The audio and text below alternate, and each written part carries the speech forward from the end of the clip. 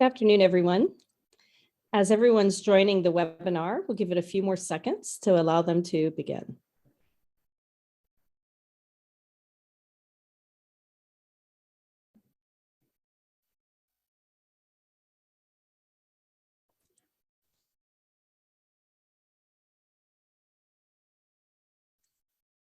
Okay, good afternoon and welcome. My name is Sarah Martin. I'm the moderator of the GBV AOR Community of Practice. It's been 4 years since the multiple scandals of Aid 2 have forced humanitarians to reckon with the consequences of sexual exploitation and abuse, as well as the issue of sexual harassment. There have been many new initiatives launched that have been designed to address the problem. However, a steady flow of reports show us from staff and community members that change is slow. Here at the GBV AOR Community of Practice, we've also noticed a trend of double hatting, where personnel are assigned to respond to both GBV and SEAH over the past few years. We've seen a significant shift in terminology and a proliferation of acronyms. It also feels that the humanitarian community is combining these separate but overlapping fields of practice. The evolving vocabulary and the definitions used by different agencies and donors might also be causing confusion amongst practitioners. So we invited today the Safeguarding Resource and Support Hub, along with some colleagues with extensive field experience, to join us today to try to bring some clarity to this issue. Today, we're going to provide an overview of the core concepts and aim to clarify similarities and differences between them. Our speakers are going to outline the practical issues that using case examples from current emergencies to ground the discussion. Our speakers today include Nancy Abwala, a GBV and safeguarding specialist who's currently supporting the World Bank and the African Development Bank to mitigate sexual exploitation, abuse, and harassment. She's also a gender tutor at the Global Women's Institute. Nancy's joining us today from Uganda. Hi, welcome, Nancy. Thank you, Sarah, and hi to everyone. Danielle Cornish-Spencer is the principal consultant for safeguarding at Social Development Direct. She's also a GBV and safeguarding specialist as well as a friend. She's the author of Cowboys and Conquering Kings, Sexual Harassment, Exploitation and Abuse in the Aid Sector, and she's worked for several humanitarian agencies in many different settings, and she's now joining us from the UK. Welcome, Danielle. Hi, nice to be here. Thanks, Sarah. Finally, last but certainly not least, is Eric Dentor. Eric and I've worked together for a number of years. He's a child protection and GBV and emergencies specialist working on the emergency response team for UNICEF. Eric's also a member of the Managing GBV and Emergencies Learning Initiative, of which the GBV AOR Community Practice is part of. Eric's worked for a variety of humanitarian emergencies, and he's going to be bringing in his field experience from South Sudan and Ethiopia, as well as many other settings. He's joining us from the USA today. Welcome, Eric. Thank you, Sarah, and good morning to all the participants. Thank you. I'd like to specifically thank the Safeguarding Resource Hub. RSH is a UK aid-funded project which aims to support organizations in the international humanitarian and development sectors to strengthen their safeguarding policies and practices against sexual exploitation, abuse, and sexual harassment. They offer an online hub of resources in multiple languages, and they have national hubs in Africa, the Middle East, and South Asia. We'll be giving you some links to reach out to them at the end of the presentation. So please take time to check out their extremely helpful website and their resources. Next slide, please.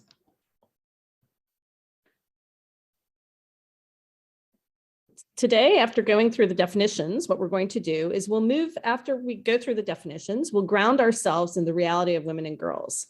We're going to look at 2 specific case studies that will help you better understand how to address some of the challenges that you see in the field. We'll then ask the panel to answer your questions. We're going to be turning off the chat in a few minutes after you've all greeted each other.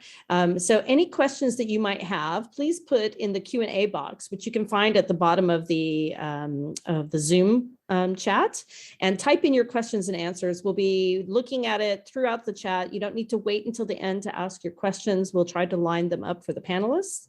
And please feel free to ask anything you might be interested in. And again, we have the interpretation at the bottom in Arabic, French, and Swahili today, as well as closed captioning and sign language. So thank you so much to RSH for enabling that so that we can have the best and biggest participation possible. This webinar is also going to be recorded, and it will be distributed to you and put up there, as well as we'll share resources with you in your mailbox. So without any further ado, I'm going to turn it over to Danielle. Thanks, Danielle.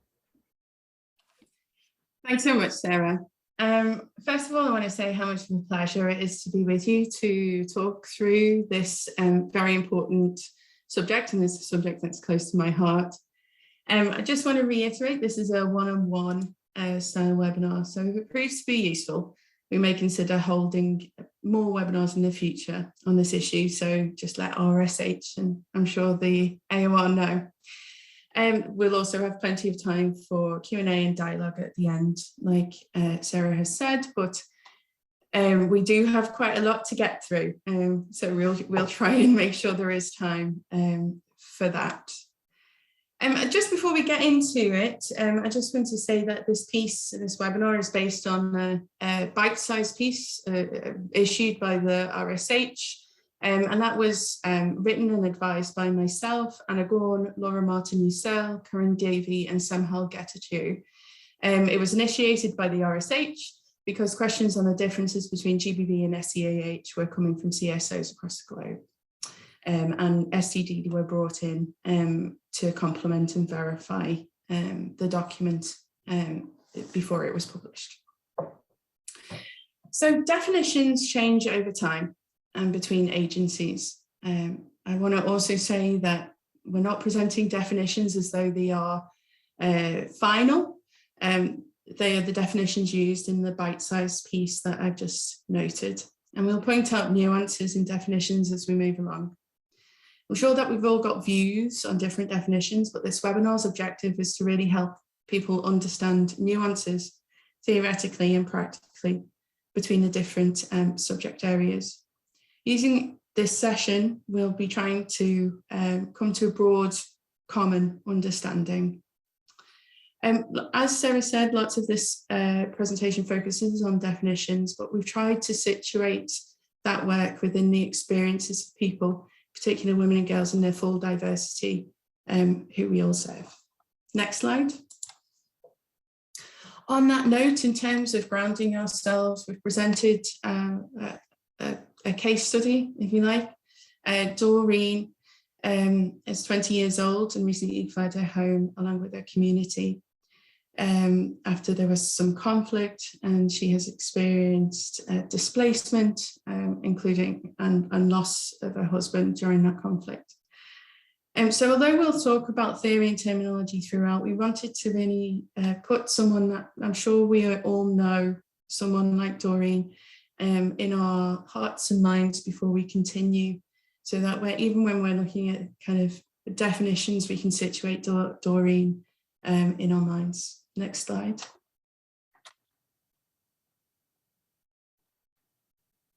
So first of all, to definitions. Here we've got some basic definitions for you. So sexual exploitation and abuse can happen anywhere in society, but when used as an umbrella term within the sector, the term refers to sexual exploitation and abuse perpetrated by those working in or with humanitarian organisations. And we're focusing on humanitarian here. GBV, or gender-based violence, is an umbrella term for any harmful act that is perpetrated against the person's will, and that is based on socially ascribed differences between men and women. It includes a broad range of violence, so it includes sexual, physical, mental harm or suffering, threats, etc. And it can happen anywhere in the world, anywhere in society. So SEA is really about happening within organisations or by perpetrators with it coming from an organisation, and GBV is anywhere in the world. Next slide. All right, Danielle. You see that definition here. Yeah, and also the Swahili translation is having some problems. Okay, I'm going to just take just a second for people to digest what's on the screen, and then we'll move on.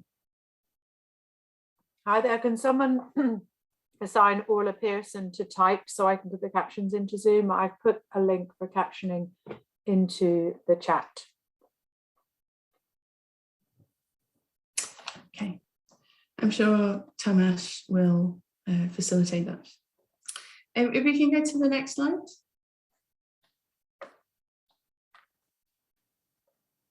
So looking at the definitions again, so breaking down SEA further. Here we have the definition of sexual exploitation and the definition of sexual exploitation of abuse. So sexual exploitation includes profiting monetarily, socially, or politically from sexual exploitation of another person. And when we think about UN regulations, it includes transactional sex, solicitation of transactional sex, and exploitative relationships. Sexual abuse includes sexual assault as well as rape. And under UN regulations, all sexual activity with someone under the age of 18 is considered to be sexual abuse, and mistaken belief of the age of the child is not a defence. If we can go to the next slide.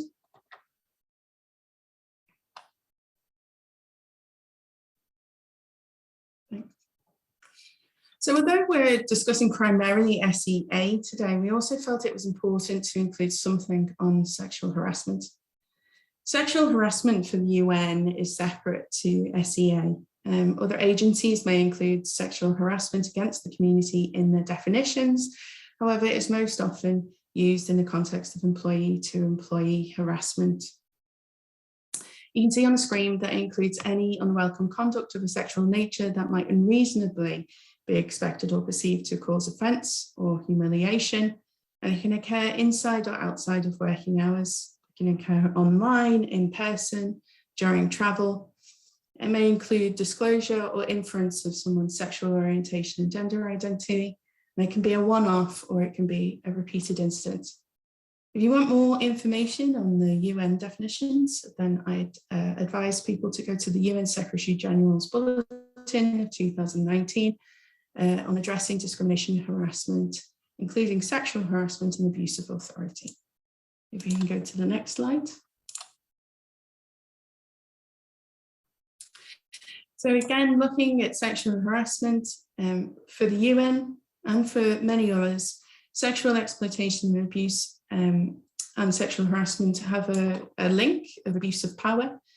But the difference is really where the survivor does not work at the organisation, it is SEA, and where the survivor does work within an organisation, it is sexual harassment. Next slide. So now we get on to the PSEA versus safeguarding. So protection from sexual exploitation and abuse is a term which describes cross-organisational measures to address sexual exploitation and abuse. PSEA is often used within the humanitarian world, and it's used to refer to measures taken to protect people from sexual exploitation and abuse by staff and by programmes. Unlike SEAH, which is most often used by FCDO, PSEA does not include sexual harassment. The term safeguarding, which is different again, is used generally as a broader definition or a broader term, and it can include preventing and responding to harm caused by violence, exploitation, abuse, harassment, or bullying. And the aim of safeguarding work is to minimise the likelihood and impact of these actions towards the people we're trying to help, as well as those people working in the sector. It includes non-sexual harm. So for example, when we're looking at child safeguarding, it can include issues of child exploitation and child labour. Next slide.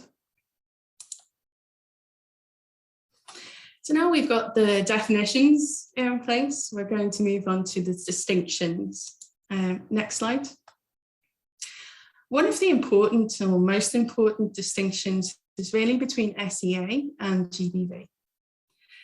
So the more power a person has, the greater opportunity they have to exploit that power and abuse others. The less power a person has, the more they're likely to be targeted for exploitation, abuse, and harassment. SEA is perpetrated by people who abuse power. Power can come in different forms. And as you can see on the screen, I've highlighted 3 forms of power that contribute or are the root causes of SEA. The first and foremost is structural inequality. So structural inequality are things like you can see on the screen: gender, race, ethnicity, disability status, gender identity, sexual orientation, class, and caste. These are structural inequalities that operate within the white supremacist heteropatriarchal system which dominates the world that we live in. Although structural inequalities contribute to hierarchical and situational power, which you can see also on the screen under SEAH, as an abuse, or when we're thinking about sexual exploitation and abuse, we should also consider these separately. So when we're looking at hierarchies within an organisation, this can be between junior and senior staff, but when we're looking also outwardly, we can see that people with more power, such as country directors or senior members of staff, may have more powers within the community, and therefore more barriers are put in place to reporting as well. When we think of situational factors, humanitarian workers may be given more power or provided more power by, for example, the classic kind of example is distributions, where they're giving situational power in that moment over people. Within SEAH, women and girls are more likely to be targeted for SEAH because of structural and systemic gender inequality, which privileges men with greater power and resources. And SEAH is perpetrated by staff or representatives from organisations. The majority of perpetrators are men, although this is not always the case. The majority of perpetrators are individuals with greater structural, hierarchical, and or situational power than survivors.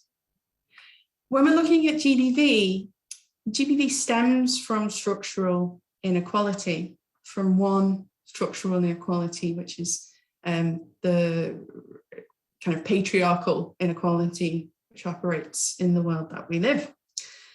And sexual violence can be perpetrated based on other forms of inequality. For example, where violence against a man with a disability is perpetrated, the central inequality there may well be disability.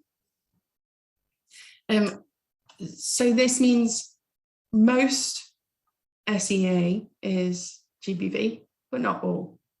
Next slide.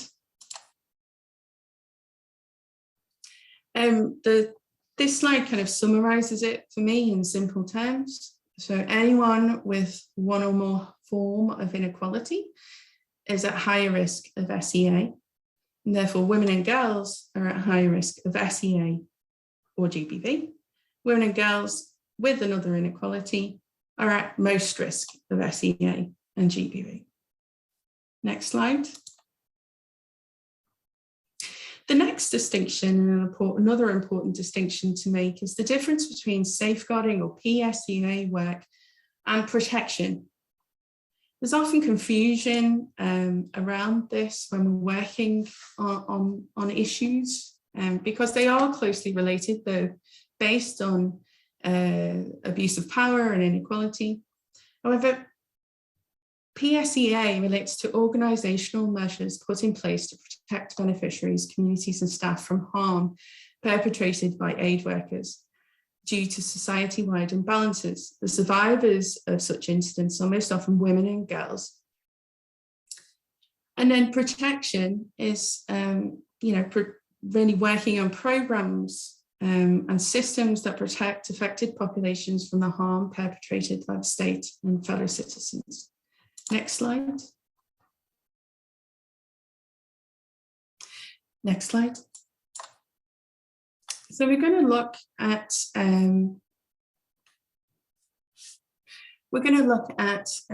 just kind of in practical terms when we're looking at programming, what this might look like. So next click.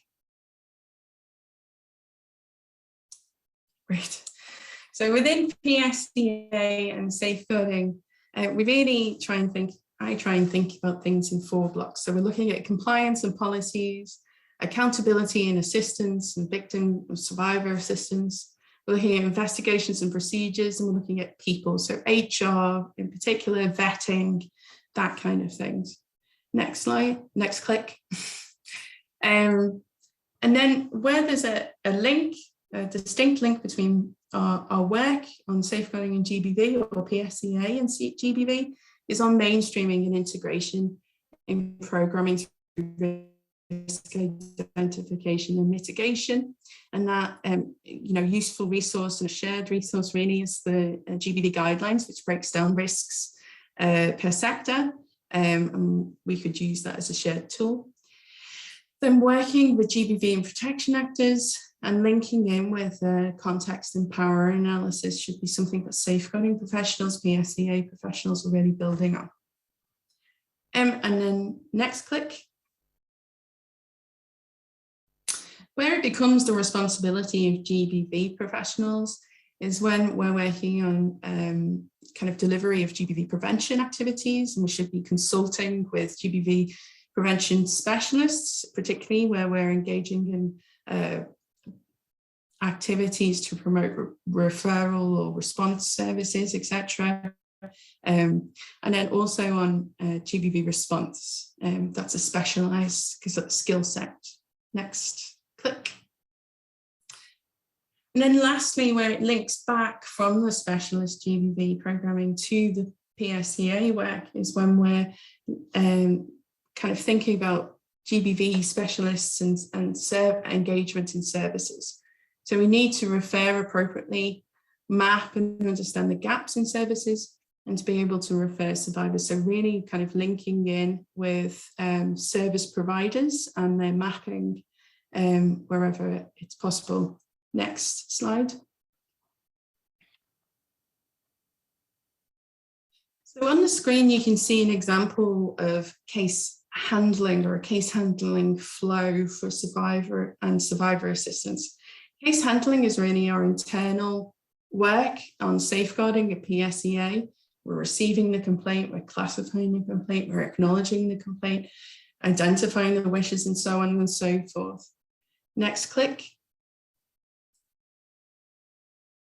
But right at the very start of that, before anything else, all of us need to recognise that we need to refer the survivor to essential services and provide information to the survivor so that they can make the choice to attend those services if they should wish. Next slide. And then the difference between that and case management and specialised case management from a GBV professional is that specialised case management is often a part of a psychosocial response. It's a specialised service that's provided to GBV survivors, including those who've experienced SEAH. And the example is on the screen, kind of takes us through the case management cycle that a GBV specialist would be taking a client through. So it's important to differentiate those skill sets and kind of areas of work. Next slide. And just briefly, kind of at the heart, and not a distinction, a shared piece of work is on survivor-centred approaches. It's based on the principles that you can see on the screen. So safety, confidentiality, dignity, respect, and non-discrimination. And this really guides professionals, regardless of their role, in their engagement with survivors who've experienced or been targeted for sexual violence. But what does this mean in practical terms? Next slide. So as you can see on the screen, I kind of separated out survivor-centered approaches as well on the left of the screen in the yellow for those internal processes. But for all survivors, black box, we can see that every survivor has equal rights to care and support across safeguarding as well as GBV. Different and unique will react differently to their experience, has different strengths, capacities, and resources, has rights appropriate to their age and circumstances to decide who should know about what had happened to them, and should be treated with respect, kindness, compassion, and empathy. And of course, I can see people mentioning do no harm as well. That's of course within this, and everything should be guided by a thorough safety assessment as well. And then within SEAH case handling, we're looking at timely responses, making sure that if a survivor chooses not to go forward with a complaint, this is respected, and alternative measures to investigate are found, and there's no limitations on who reports and when they report, and that no mandatory reporting should be in place if we are to be truly survivor-centred. Survivors' wishes are central to any action taken, and that when we're looking across things, and this is probably the point that's most close to my heart, is that we have informed consent. So when we're doing our mapping of services, that we're informed by GBV specialists who will have looked at the capacity of service providers to be able to deliver in a comprehensive, compassionate way, and that we're able to provide that survivor with information to make a decision as to whether they attend that service or not. If we can go to the next slide. I'm going to pass over to Eric and Nancy now, but just to say, we're going to reflect on Doreen again in the coming slides. I just wanted to refresh you on who she is. Over to Eric.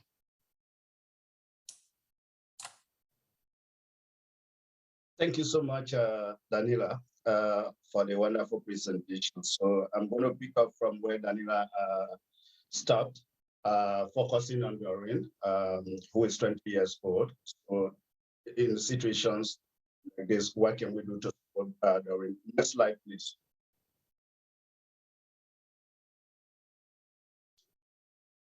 So we have already been told about Doreen. It is possible that Doreen has also experienced an incident of gender-based violence. For the fact that we have gone through the different definitions and the linkages. So in this situation, let's look at Doreen experiencing an incident of gender-based violence. Doreen needs help, but she does not know who to tell.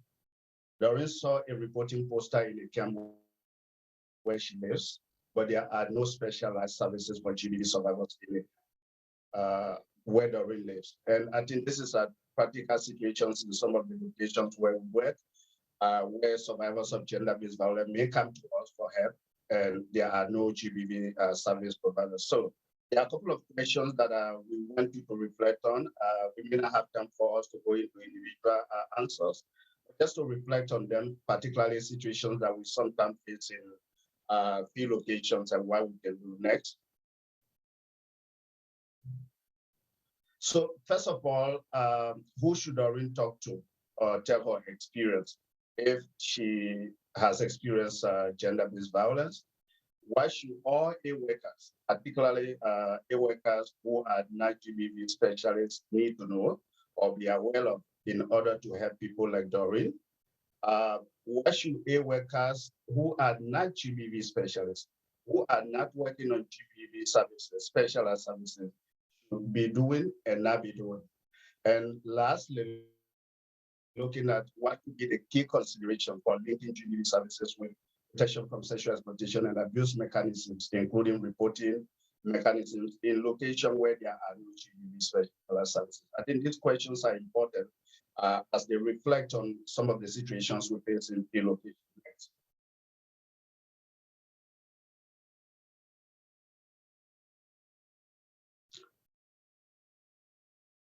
So the slide is now moving from my end, but what is important is that the next slide is that it's important that survivors of gender-based violence may choose to report to anyone he or she trusts, even if we have like service entry points like the GBV services and awareness raising is taking place in the community. Survivor may choose who to report to based on the trust that they have with the person, and this can include GBV specialists and non-GBV specialists. As a result, it is important for all of us working in the field, whether we are working in humanitarian aid or we are working in development, because there is a conversation around development as well, must be trained and know how to handle disclosures of GBV incidents. And that will also include incident of sexual exploitation and abuse, as we saw from the presentation of Daniela. If it is a case of sexual exploitation and abuse, what are the other considerations in terms of helping survivors of gender-based violence and survivors of sexual exploitation and abuse? And I think we also have in a reference to the GBV pocket guide, which can be found on the interagency the GBV Interagency Standing Committee website, where we have the GBV pocket guides that provide more information on that. Next. And all aid workers, those of us working in the field, should know what services are available in our communities.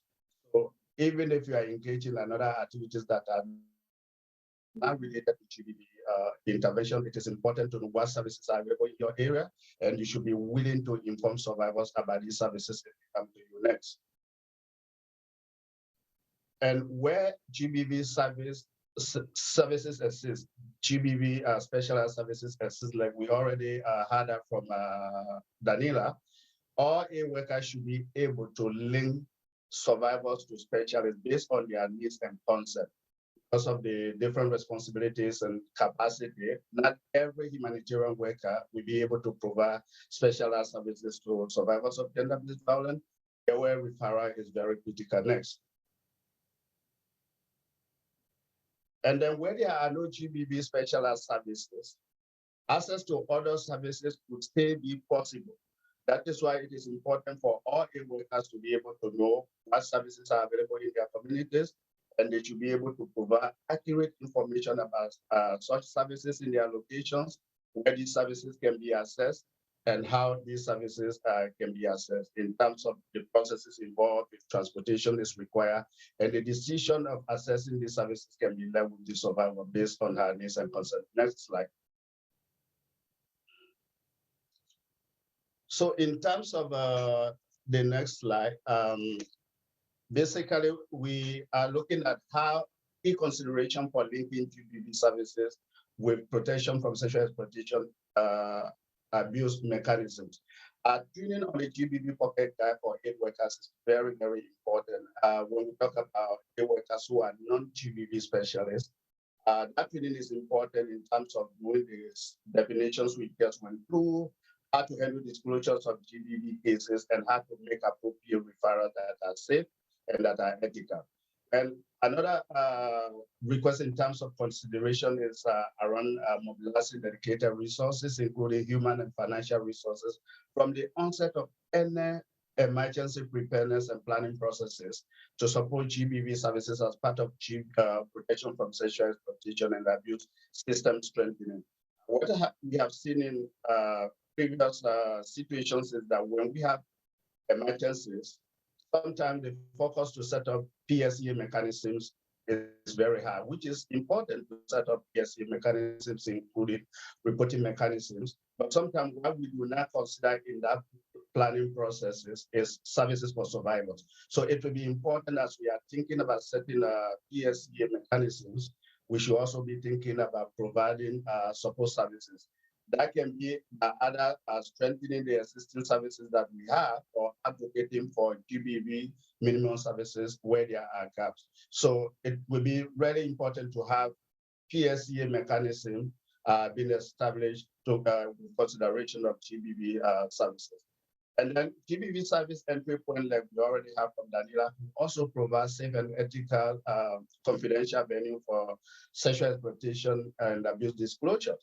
And that is why the collaboration between GBV specialists and PSEA specialists is important, where a reporting is made through the GBV service entry point, and with consent and needs of the survivor, referral for other services can be made. And consultation is very important, like Daniela also mentioned, in terms of the collaboration between the GBV specialists is very critical, where when PSEA initiatives are taken, it is important to make sure that these initiatives are done in consultation with GBV specialists. Next. And finally, takeaway plan from our presentation before I hand over to Nancy is to remember that GBV and sexual exploitation and abuse continue to exacerbate in every emergency. So whether it is a public health emergency, whether it is armed conflict, gender-based violence and sexual exploitation and abuse continue to exacerbate. And survivors of gender-based violence, including survivors of sexual exploitation and abuse, often require immediate care and services for their safety and well-being. And as a result, appropriate capacities, specialized services and skills are required for supporting survivors of gender-based violence and survivors of sexual exploitation and abuse. That means not every humanitarian worker is a specialist to provide care that the survivor needs. It is important for us to know what we can do and what we cannot do. And then one of that is like non-GBV specialists should not be seeking out survivors of GBV. And even with specialists, this is something that we cannot do, going out into the community to look at who the survivors are. So reporting is done by the survivors, and services are provided based on their needs and consent by the specialists. Thank you so much. I hand over to Nancy. Thank you. Over to you, Nancy. Thank you so much, Eric. Next clip. So we're still continuing with Doreen case study. And this time round, Doreen reports through the interagency reporting mechanism that a staff member of People's Rescue Council has been asking for her to sleep with him in exchange for nappies and milk for her children. The reporting mechanism's focal point receives the complaint. The referral pathway indicates that PRC should be the first referral point as they run specialized GBV case management work in the camp and are the only GBV actor. Next click. So in this case, given the scenario, what should the complaint mechanism focal point do? Yeah, what should they do?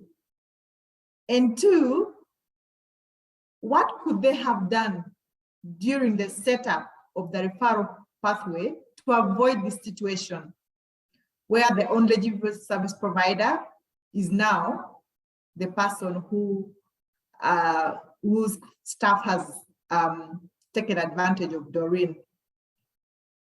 And what should PRC do or not do at this point? Next slide. So from Doreen's case study, we can see that PSEA and GBV actors require coordination and an understanding of where each other's responsibility begins and ends. In Doreen's case, the complaint mechanism focal point should know his or her role. As with complaint mechanisms, sometimes they're quite broad for general protection, and therefore the persons who manage it might not be technical, and therefore not skilled to handle a case like Doreen's. In this case, the focal point's role will be to receive the case and refer it to a PSEA coordinator. This means for this person to do their role, it means that the focal point should, one, be trained on basic principles like confidentiality and survivor-centered approaches, and should know who to send Doreen to.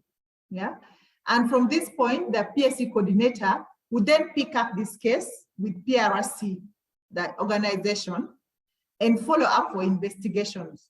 Remember from Danielle's presentation that PSEA tends to be internal and therefore looks at the policies in place, the safeguarding policies in place, the processes and procedures, the human resources that that this staff has signed. So the PSEA coordinator will pick this up internally with PRC to follow up with investigations, and then refer the survivor to GBV service providers for them the services that she or he might need. And for this to happen, following up with the institution internally with their policies, but also refer the survivor for appropriate services, there's really need for coordination and collaboration between the PSEA actors and GBV actors. We also see that PSEA actors should work with GBV actors to understand the referral pathways. Yeah, you see that in this Doreen's case, the PSEA actor who received this case should be able to know the referral pathway so that he or she can send Doreen to the right places for the services. And we know that in most humanitarian contexts, we know that there's a GBV working group, child protection working group, have often developed standard SOPs for referrals, and the PSEA actors need to be aware of this so that they can use it appropriately. It's also common for GBV actors, and especially the health sectors, to have an information sharing protocol that PSEA actors should be aware of and work with to understand what a survivor-centered approaches to PSE reporting is.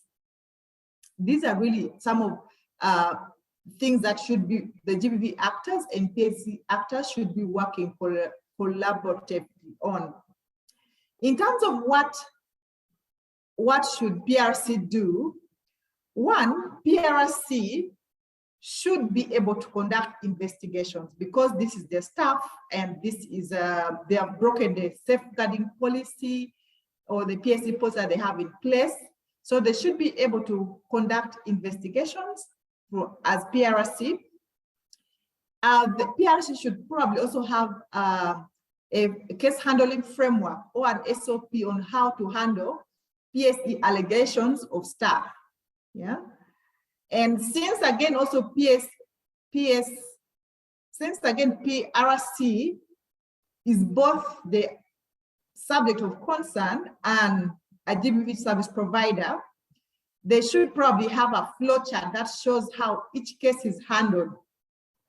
If it's a GBV case and if it's a PSE case where their personnel is accused.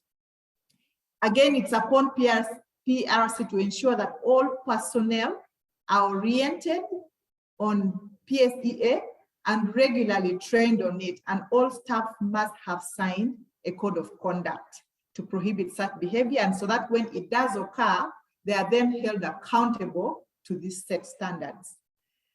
Thank you, and over to Danielle.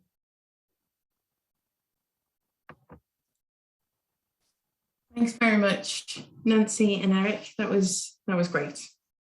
Next slide. And it's just one more slide from me before we get into questions and wrap up. But I just wanted to flag, or actually we all wanted to flag, that it's important to remember that a whole organisational approach which addresses organisational culture is required when tackling these underlying problems in a nuanced way and ensuring that robust PSEA policies and practices are implemented.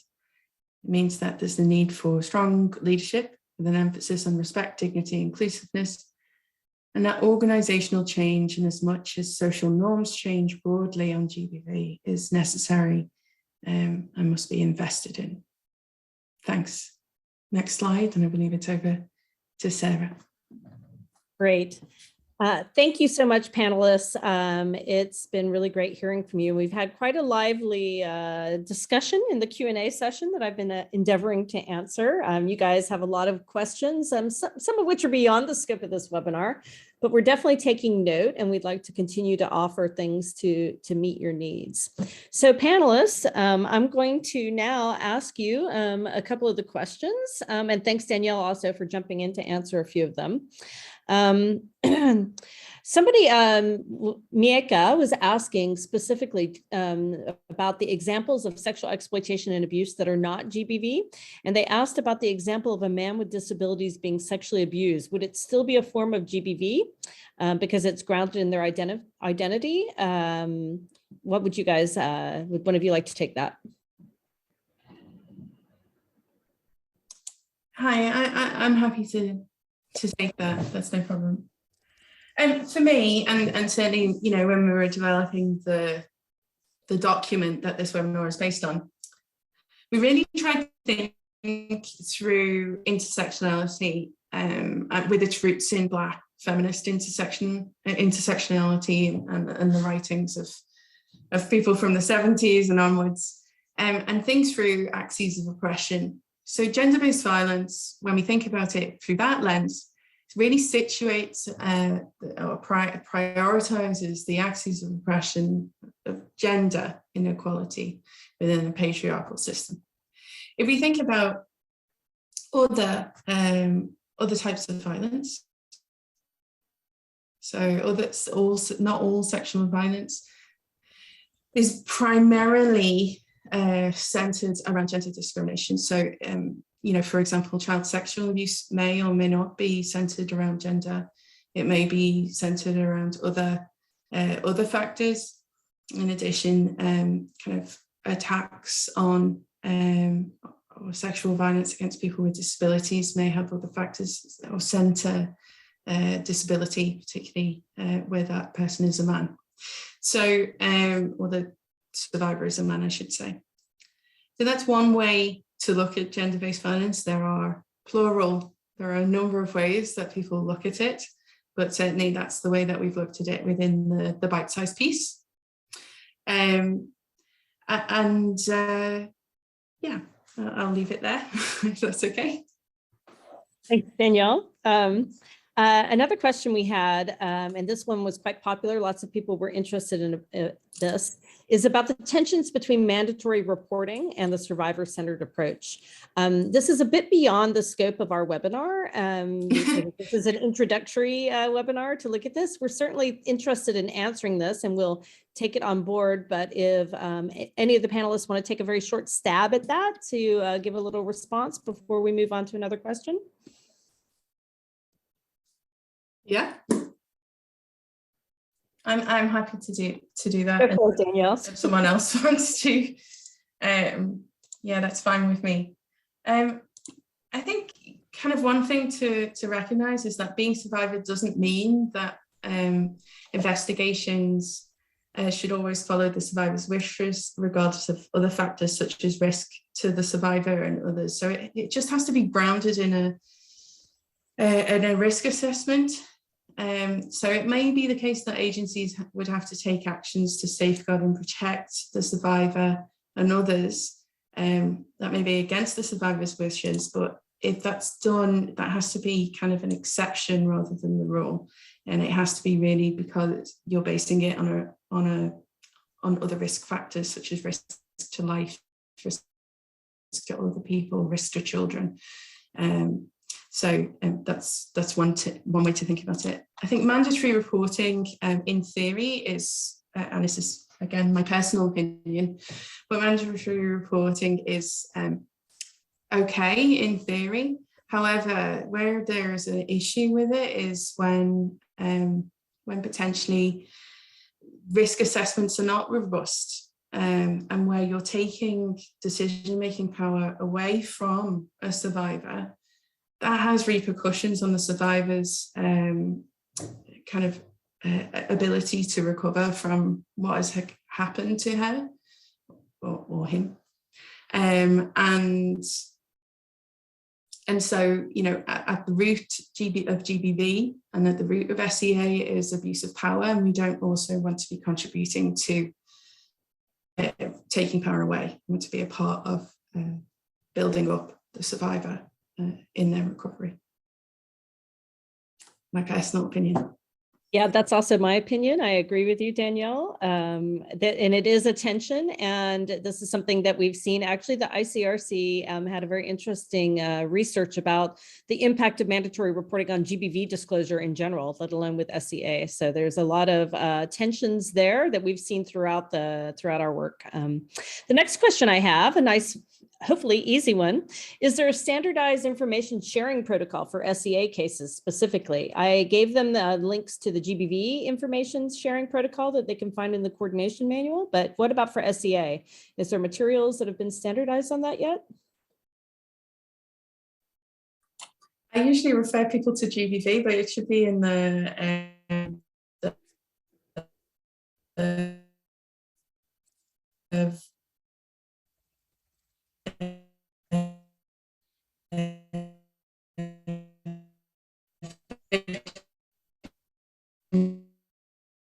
protocol, the UN victim thing in there, but I've got a lot of information.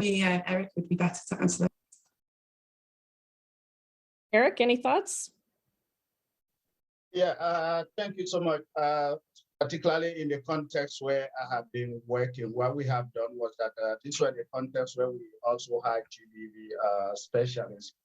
So support to survivors was actually done in collaboration with the GBV specialists, and information sharing protocols that were developed in those contexts, whether it was in South Sudan or Ethiopia, were based on the template from the GBV information sharing considerations.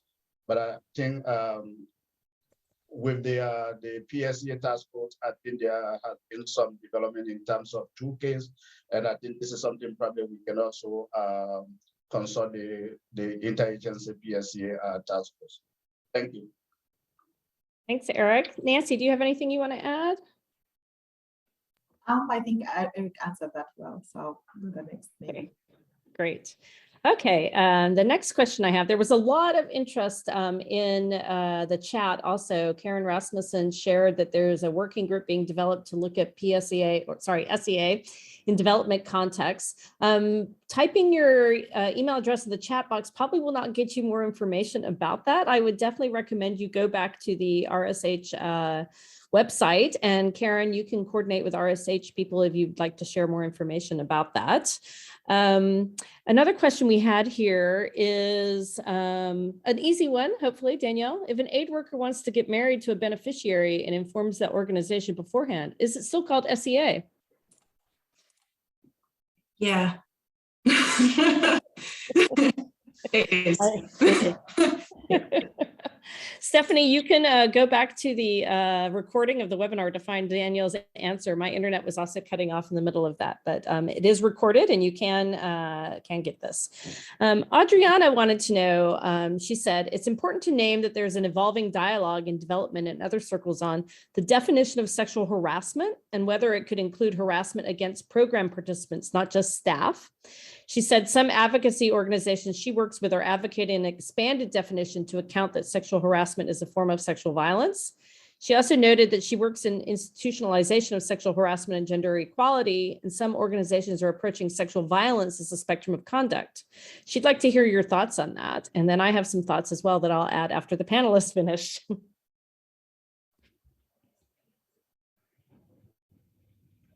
So panelists, what do you think about including sexual harassment against program participants, not just about staff in your office? Again, my personal opinion is that it should be included. I think that it's part of a spectrum. Again, I acknowledge that there are different views, and I think, you know, I think where it comes from is the kind of legal frameworks of countries include sexual harassment primarily from an office base, and also the UN definition. But if we look at it more from an activist perspective and GBV work and women's rights work on the whole, you know, sexual harassment in public spaces is a huge issue, and you wouldn't want humanitarian actors to engage in that. Now, I know that, or development actors, or anyone that we're working with, but I know that it is included in SEA as a definition, but it's not explicit enough for me currently. And I think I argued in the 2016 paper that I produced, Cowboys and Conquering Kings, that the H should be added. So I've been thinking about this for a wee while now. Thank you. I'll add something little. And again, I think I also speak really from a feminist and activist point of view, that I think sexual harassment should be considered and included. Because imagine the situation where, you know, you have aid workers working in this refugee camp, and you know they often have popular locations where they sit out with friends, you know, or in their compound. And imagine, you know, women and girls passing by, and then they start throwing comments and whistling and things like that. So imagine such a scenario that would be unacceptable in all sorts of ways. So again, from my feminist and activist angle, I would really think sexual harassment should be included, because it's such a big issue in general development work, you know, humanitarian setting, but I think more so in the development context. You see a lot of women being harassed, you know, both online and offline. So I think it should be something to be considered. Eric, any thoughts on that? Thank you. Thank you so much. I think just to pick on a point where Danielle mentioned that it is actually included in the definition of sexual exploitation and abuse. So if you look at the definition of sexual exploitation where you look at the element of exchange of something for sexual favors, but then you look at the abuse. So the definition of the abuse can also look at that aspect, where whether it is done physically, whether it is done verbally, in terms of if it is against a beneficiary, then it falls under that. I think the classification in terms of having sexual exploitation, sexual abuse, and then sexual harassment. In some trainings, in fact, you find that people find it a bit difficult to distinguish between what is sexual exploitation and what is sexual abuse. And to avoid that confusion for staff in the field in terms of reporting, it's for them to just report. So not to really worry about what is the difference, whether it's an abuse or whether it is harassment. And for the age, the definition also looks at if any sexual activity with a child can be considered as sexual abuse. So in terms of like no comments, those unwanted touches with beneficiary definitely fall under that. And I think the reason for doing that is also to look at the accountability. And I think this is also something we're looking at in terms of sexual exploitation and abuse, whether we should be linking it with sexual harassment, where we are looking at what happened within the work environment. And I think some organizations are trying to separate that so that there can be more focus in terms of ensuring accountability for beneficiaries, whether it is an exploitation, whether it is an abuse that includes harassment, and the rest can also be treated seriously. Thank you very much. Thank you, guys. We're reaching the end of our webinar, and we've had a lot of really great questions. If your question didn't get answered, again, I would really recommend that you go to the RSH website. I think the next slide might have information on how you can find that. Again, we'll send you out a copy of the PowerPoints, but you can get it, everything that was in this webinar, mostly the definitions on the bite-sized piece, which we put the link in the chat, and that will also send to you. Please go through the RSH website and look at all the really great documents and resources they've put together. We're going to take note of the questions that you had, some of the very challenging questions that you had that go beyond a bit the scope of this webinar. And we'll look at seeing how we can respond and create more resources for you to be able to help you in this challenge. All together, we can work together to end sexual exploitation, abuse, and harassment. And I feel really confident with the passion that we've seen here in the participants. Thank you again, Eric, Danielle, Nancy, and thank you so much to our technical team of Tomas and Piero at RSH, and all of our hardworking translators and interpreters who made it possible for us all to talk here together. Please take a moment to answer the evaluation, the poll at the end that we've just popped up. We'd love to hear from you. Thank you so much. Take care.